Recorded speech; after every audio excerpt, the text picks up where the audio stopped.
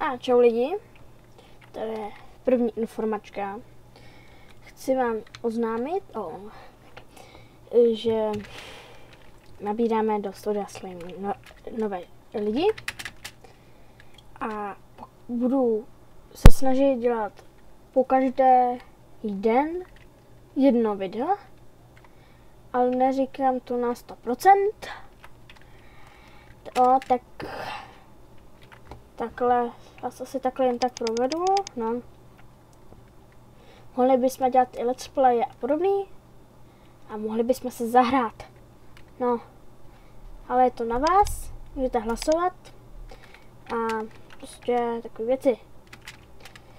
Napadlo mě, že budeme dělat takové mapy a podobný, takže kdyby něco, tak nám nějakou pošlete a vytvořte nám.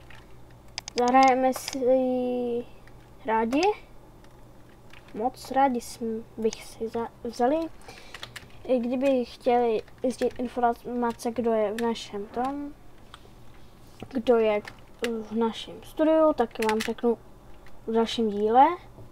Informačka 2 se to bude jmenovat. Je nádherný. No, tak byste se mohli tam taky slyšet vaše jméno a prostě jako pokusíme se taky nějaký live streamy udělat taky, pokusím nějak sehnat.